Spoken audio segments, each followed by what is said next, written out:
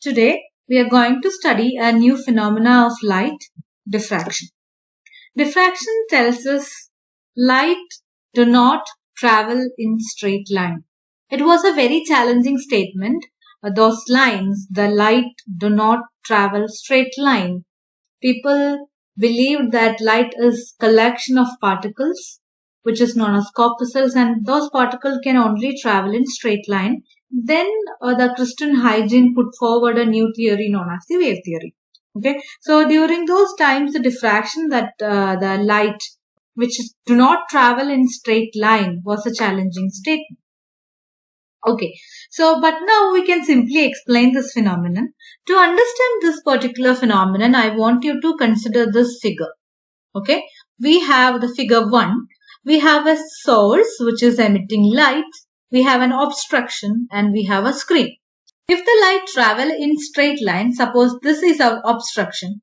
Okay, this is our obstruction. Let it be the size is A. Okay, this is the length of the obstruction. So at this point, let it be A itself. Okay, so till here we can see some darkness, and above here we can see some brightness. Okay, so geometrically, if light is traveling in straight line, at this point we can see the brightness, and at this point we can see darkness, and we call it as shadow region. Okay, so this is a shadow region and this is the bright region. This is the what geometrically they predicted. If the light is traveling in straight line, we can see a sharp shadow which is of the same size of like the obstruction, and we can see some brightness. But when they conducted an experiment in their laboratory, they saw that, and here this is our brightness, right? This is our brightness. So when they conducted the an experiment in the laboratory, they saw that the brightness is till here. That means it is reaching some regions of that shadow. Similar to here, you can see the brightness is this much and the darkness is this much. Suppose this is A, the size of the obstruction is A, let us B will be always less than A. So, when they conducted an experiment in the laboratory, so the brightness extended to the shadow. Okay, this is a shadow, in theoretically or geometrically, this is a shadow region. From here, from this point, we have the shadow region. But when they conducted an experiment in the laboratory, they observed that somewhere the brightness is entered, or that intensity of light is inside the shadow region. Suppose this is our shadow region, which is I have mentioned as B, and this A is the size of the obstruction. So in the laboratory, they saw that the size of the obstruction is much bigger than that of the shadow. Okay, that's what they observed in the laboratory. Similarly, in another case, suppose this is another example, figure 3 is another example. So in this case, you can see we have a slit of width A. Okay, suppose light is only traveling in straight line, we can see a bright region. This is the brightness. Okay, and above and below this point, there will be a very sharp shadow. But when they conducted an experiment in the laboratory, the brightness region extended to this much. So it was impossible to explain this particular, the intensity of the light is expanded to the shadow region. It was impossible to explain that expansion with the concept of the light travel only in straight line. We have a circular aperture. A is the diameter of the opening, and suppose this is a screen. This is our screen, and we can observe another circle. We can observe another circle on the screen which is having a diameter capital A. So in this case, the brightness, which is the circle of diameter A, that capital A is always greater than the small letter A. So in this case also, suppose this is our opening which is having a in diameter of diameter A, and suppose light travel only in straight line, we will get a circle over here, right, which is having a diameter the same A. But experimentally they observed that on the screen they are getting another circle of bigger diameter. Okay, so why this is taking place, or what is happening to the light? So this is what actually we see. These three examples are what we see. Okay, these are the things which we actually see. So that is when we see something, actually it become a phenomena of nature. Okay, so that is when the light cross an obstruction. That is when the light cross an obstruction, it will bend and enter into the shadow area. Okay, there comes the new point. Light bends. That is, light is not traveling in straight line. It will bend and enter into the shadow area. Geometrically, the first figure. Okay, geometrically the first figure, this one. Geometrically the first figure, say the shadow was up to this much, right? This much. Shadow was up to this much, which is the size of the obstruction.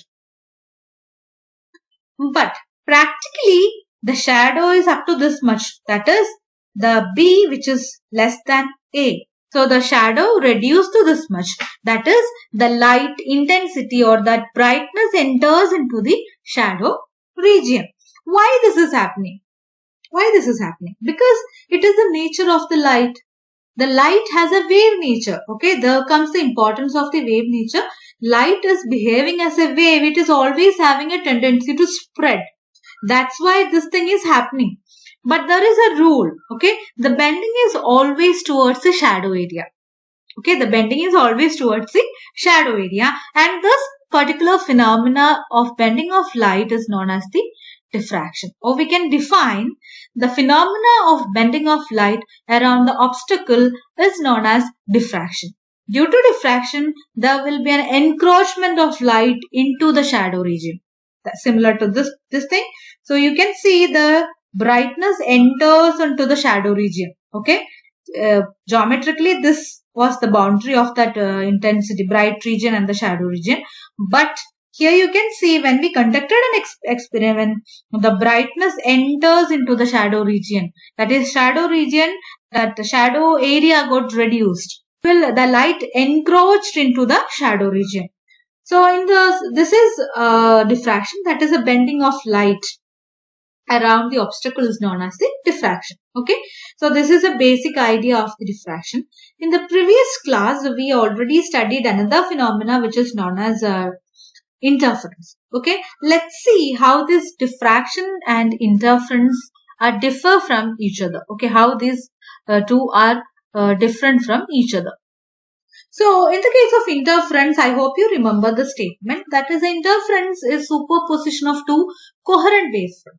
Okay, so it is superposition of two coherent wavefronts. So important thing is it require two or more wavefronts, right? Two or more wavefronts. Okay, so in the case of interference occurs between two wavefronts originating from two coherent sources.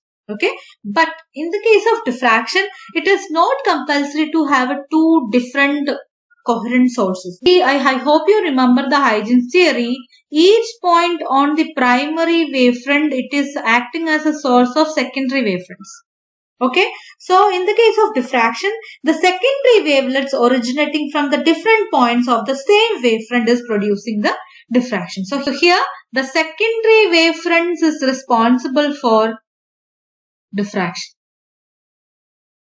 So in the case of interference, we need two or more wavefront which is coming from two coherent sources. But in the case of diffraction, the secondary wavefronts from this primary wavefront, the secondary wavefronts emitting from the primary wavefront is acting as a cause or which is responsible for the diffraction. The second point is, in the case of interference, we have sharp, dark and bright bands, right?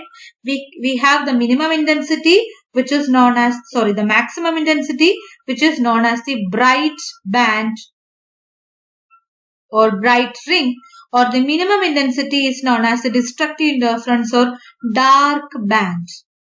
Okay, so we can clearly identify the brightness as well as the darkness. In the case of diffraction, there are varying intensity. There will be some maximum intensities, maximas, first order maxima, second order maxima, like that, and some minimum intensities known as minimas. In the case of interference, we have the bright band and dark band, which is corresponding to the brightness and darkness. And in the case of diffraction, we have varying intensities like maximas and minimas. Okay, so in the case of interference, the minimum intensity is perfectly dark. Okay, so this is perfectly dark. But in the case of diffraction, the dark band are not perfectly dark. Okay, so in the case of interference, the dark band means it is perfectly dark, but in the case of diffraction, the minimum intensity, which is not perfectly dark, there will be some intensity variation. Some higher intensities will be there, some lower intensity will be there. So we cannot observe the pattern similar to the interference. And in the case of interference, there is a unique thing which is known as the bandwidth beta. Okay, so what is the definition of beta? Beta is the distance between any two consecutive bright bands or dark bands. That is a unique feature of interference. Okay, so it is that means the bands are equally spaced. Okay, that is the bands having a uniform bandwidth. But in the case of diffraction, there is no such thing known as bandwidth. It is not at all equally spaced. Okay, the maximas are and the minimas are not equally spaced.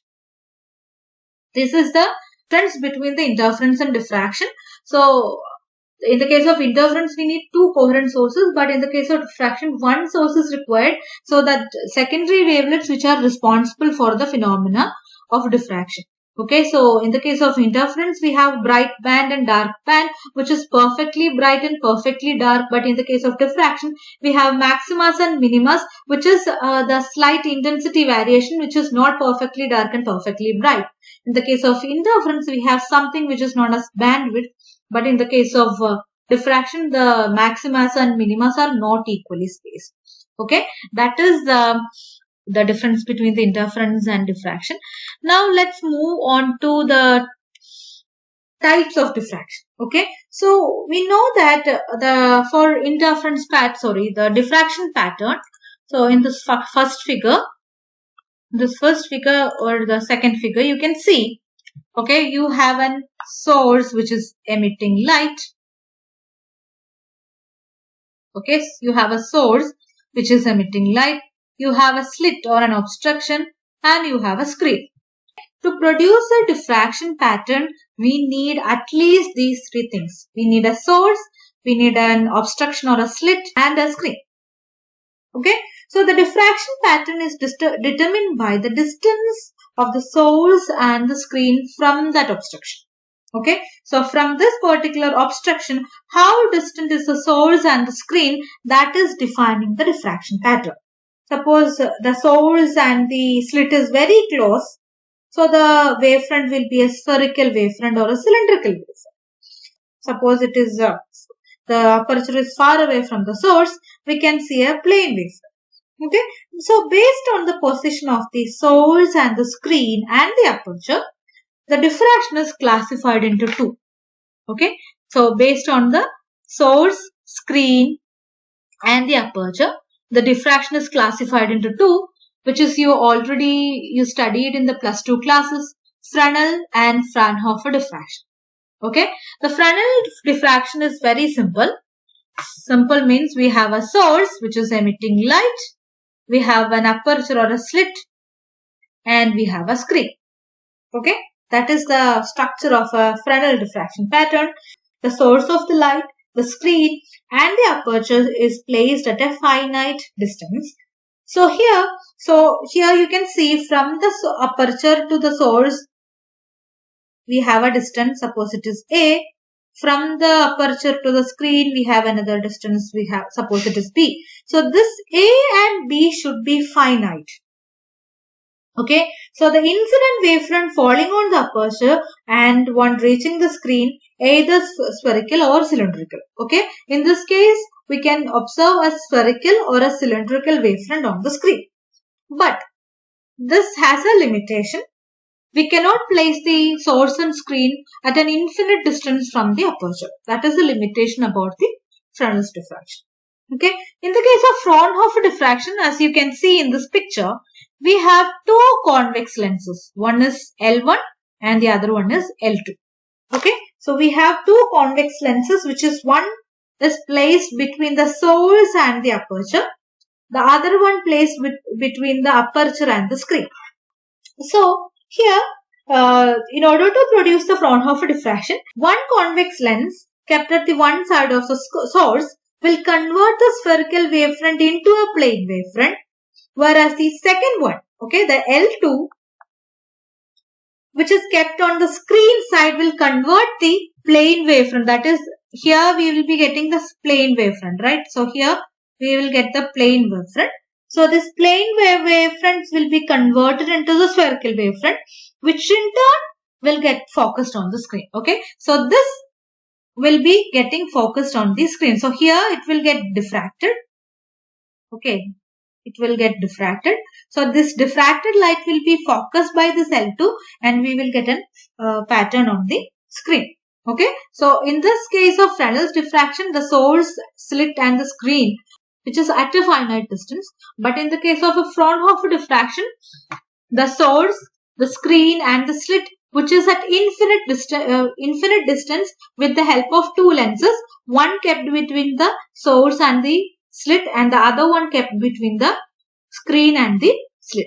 Okay, that is all about the two types of diffraction. I hope you understood the topic. This is a very basic topic. So if you are not understanding this, it will be difficult for you to understand the further theories. Okay, so please go through the video. Thank you.